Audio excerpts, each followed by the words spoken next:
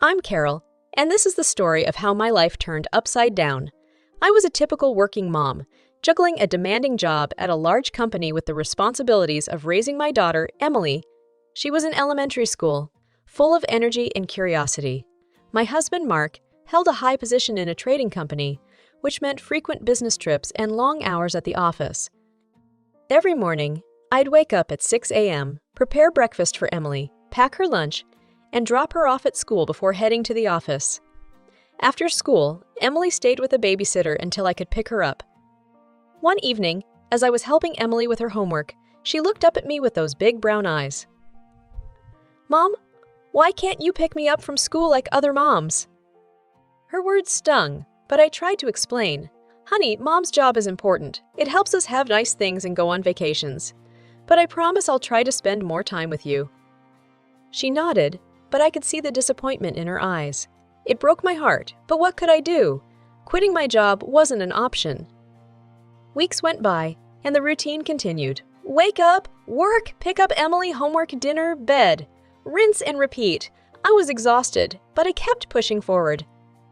One night, after putting Emily to bed, I collapsed on the couch. Mark was due back from another business trip, and I was looking forward to having him home. When he walked through the door, I could tell something was on his mind. "Carol, we need to talk," he said, sitting down beside me.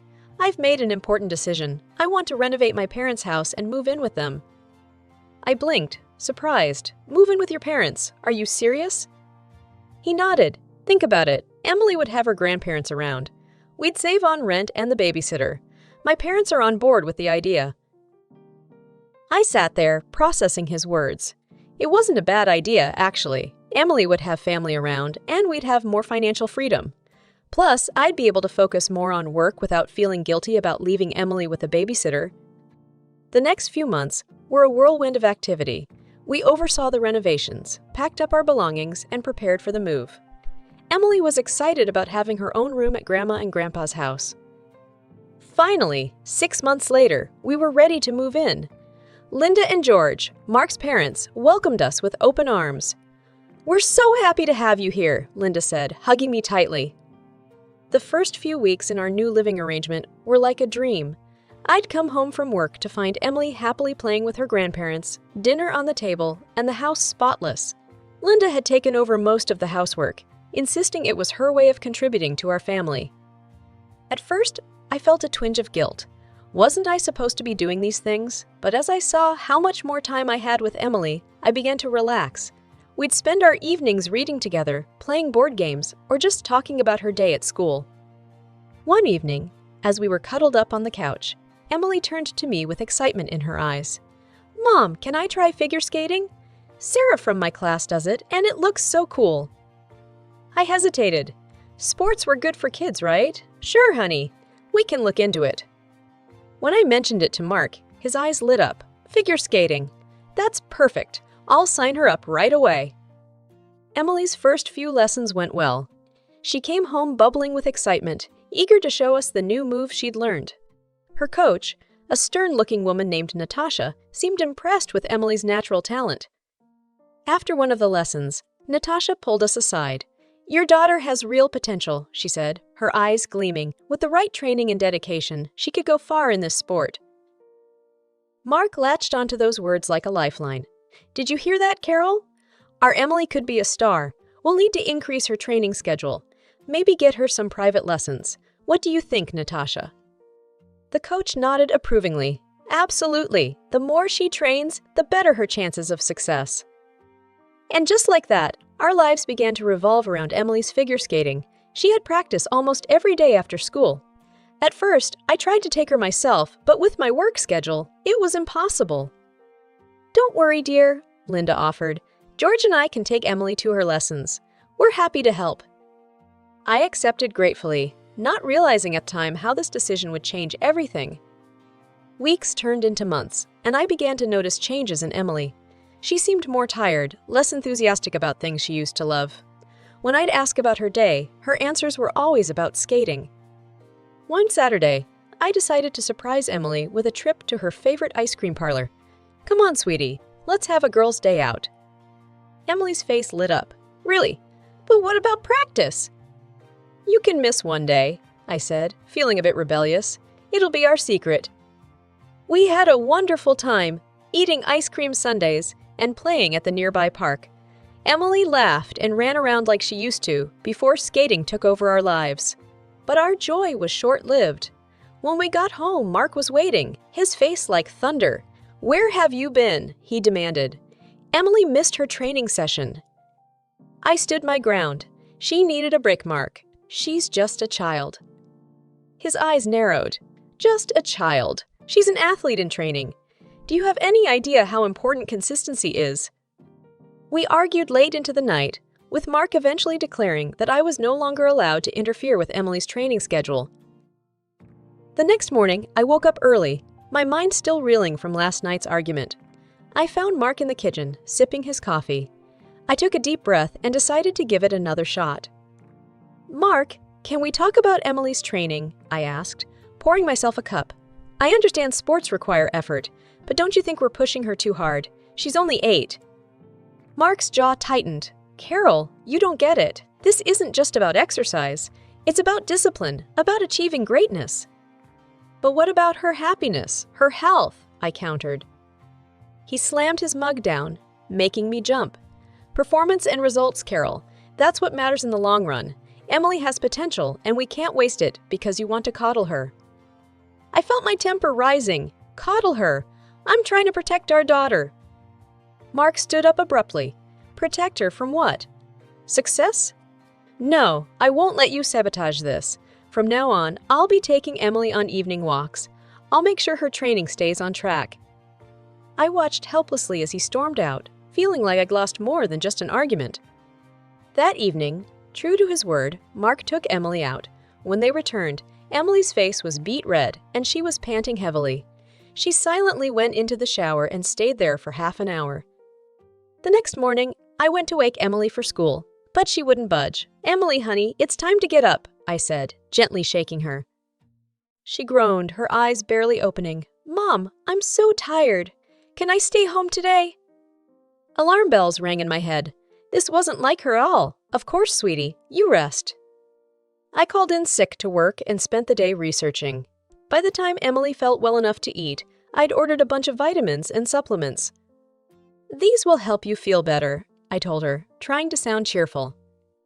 She nodded listlessly, and my heart broke a little more.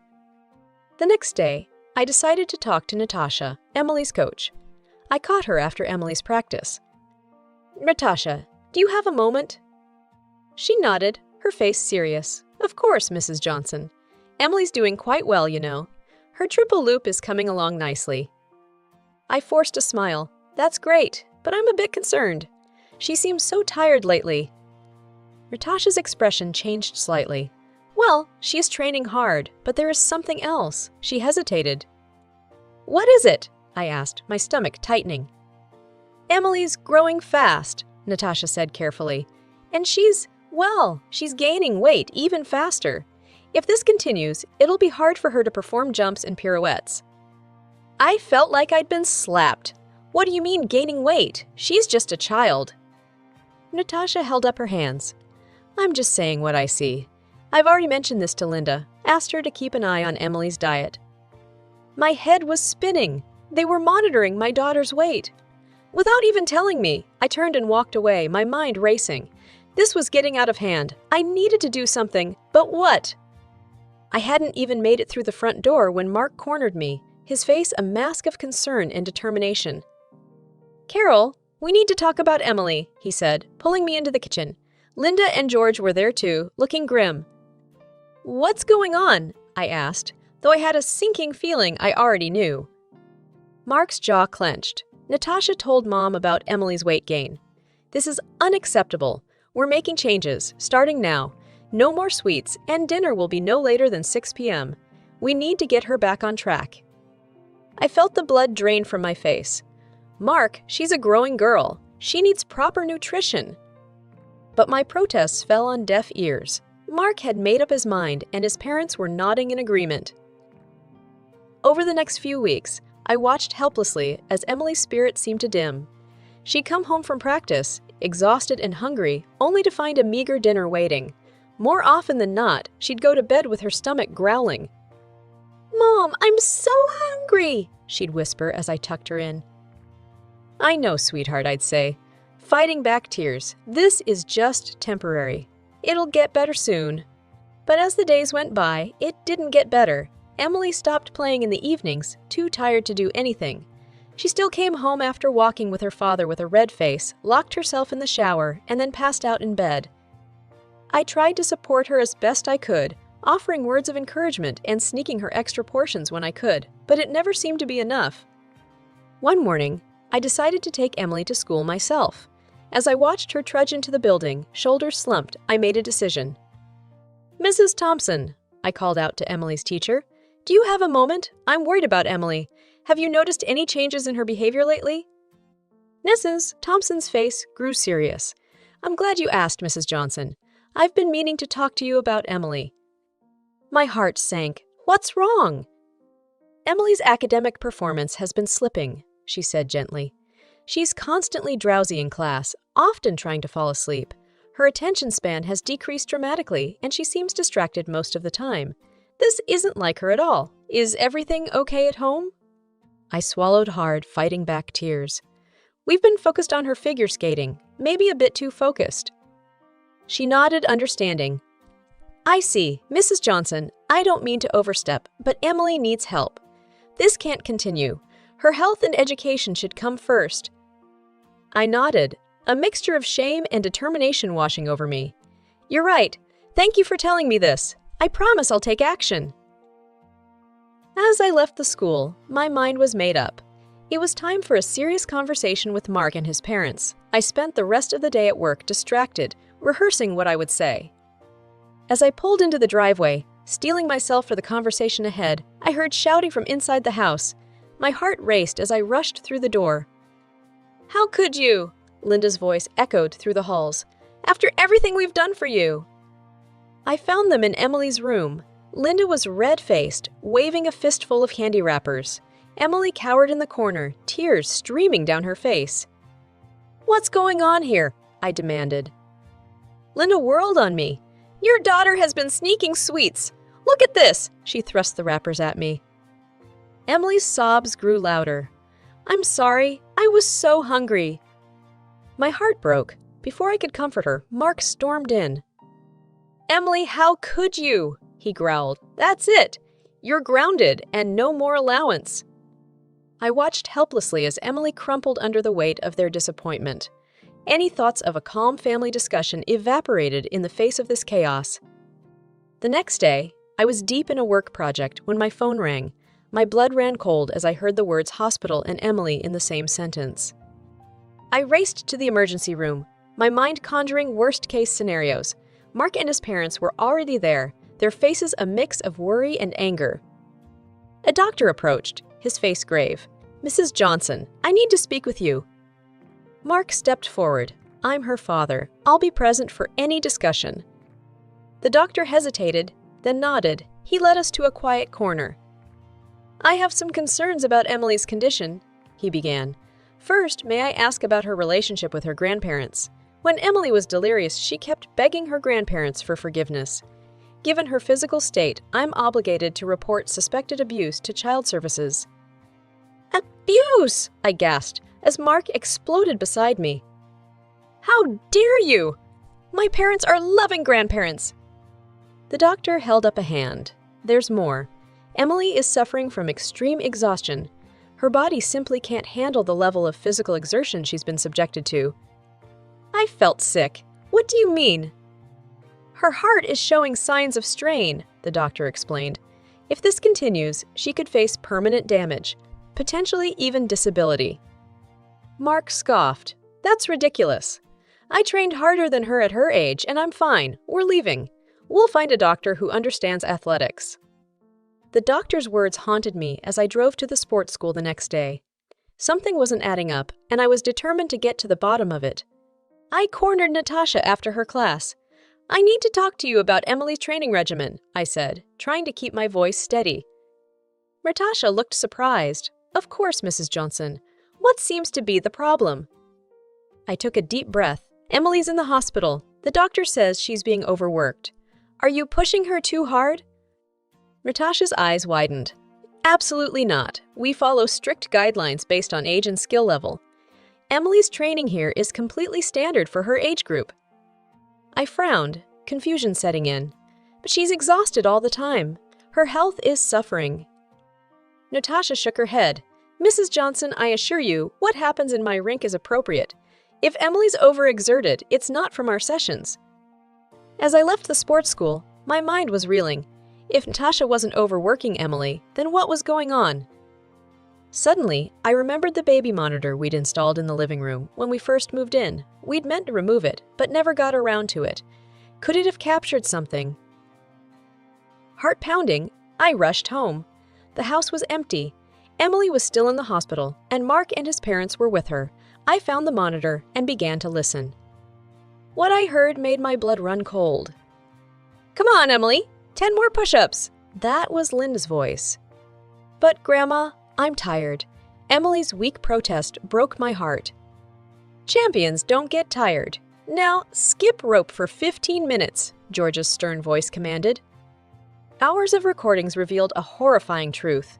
Every day after school, before and after her official training, Emily was being subjected to a brutal regimen of exercises. Push-ups, sit-ups, jogging, even makeshift marathons around the backyard. And Mark! Oh God, Mark! His voice ordering Emily through strength training sessions, pushing her to run laps even when she was clearly exhausted. Dad, please! I can't breathe! Emily's gasping voice begged. Push through it, champ. This is how winners are made. Mark's cold reply came.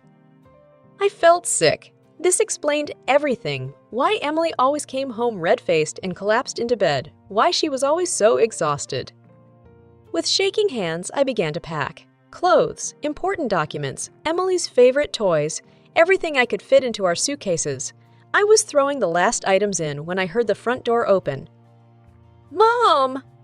Emily's tired voice called out.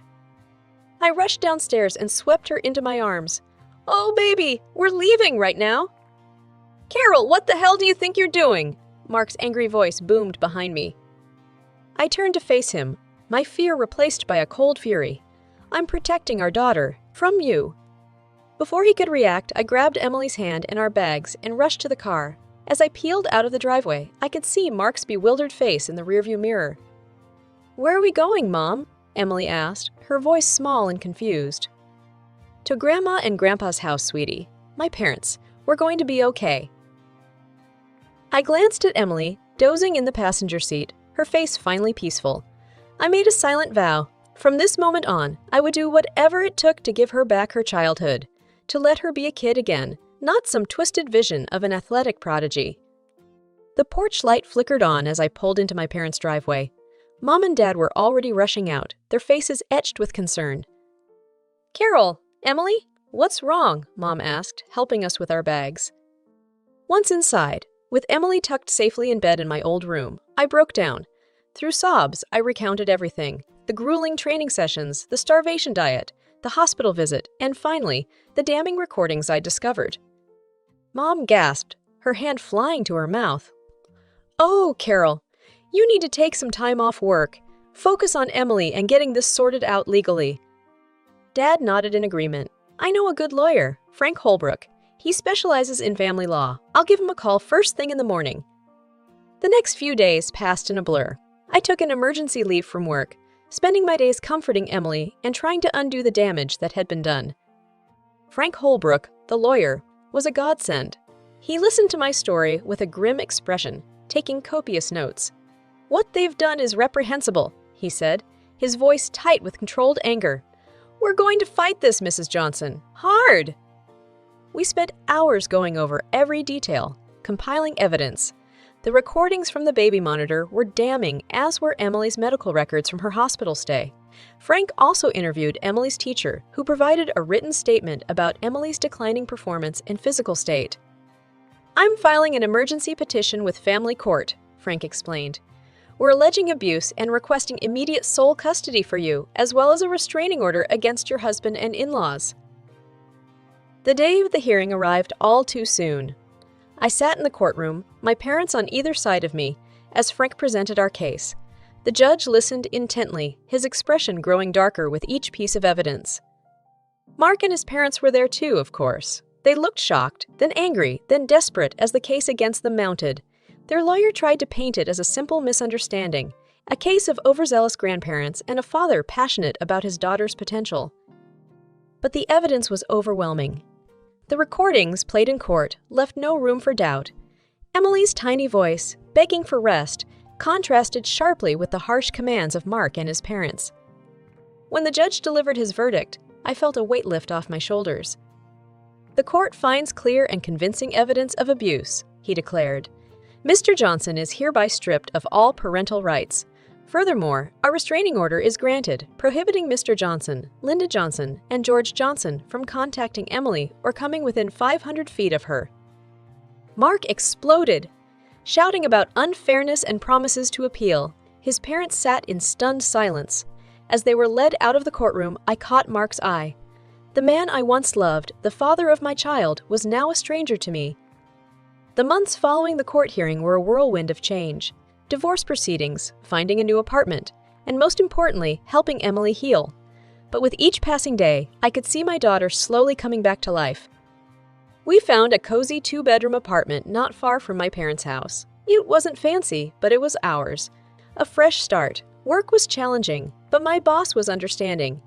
I threw myself into my projects, determined to provide a stable life for Emily. But I knew she needed more support than I could give alone. That's when I found Sarah, a nanny with a background in child psychology. She was a godsend. "Emily's been through a lot," Sarah explained after her first week with us. "But kids are resilient. With love and support, she'll bounce back." And she did. Slowly but surely, Emily began to smile more, to play, to just be a kid again. We established new routines, healthy ones. No more grueling workouts or strict diets. Instead, we focused on balanced meals, plenty of rest, and most importantly, fun. My parents were pillars of support through it all. Weekends at their house became a cherished tradition. Emily would help Grandma in the garden or tinker in Grandpa's workshop. As Emily's physical and emotional health improved, I knew we needed to find a new activity to replace figure skating, something fun without the pressure. That's when I spotted the bikes in the store window. And just like that, our new tradition was born. Every evening after work and on weekends, we'd head to the park with our shiny new bicycles. At first, Emily was wobbly, nervous. "I can't do it, Mom," she'd cry, frustrated after another fall. "Yes, you can, sweetie. I'd encourage. I've got you. Just keep trying." The day she finally pedaled on her own, her laughter echoed through the park. It was the most beautiful sound I'd ever heard. Our life wasn't perfect. There were still nightmares, moments of anxiety, days when the weight of everything we'd been through felt overwhelming. But we were healing, growing stronger every day. As we pedaled home that evening, Emily racing ahead and then circling back to me, her face flushed with joy instead of exhaustion, I felt a profound sense of peace. We'd been through hell, but we'd come out the other side. Our little family of 2 was battered but unbroken. And as I watched my daughter, laughing and free, I knew that whatever challenges lay ahead, we'd face them together.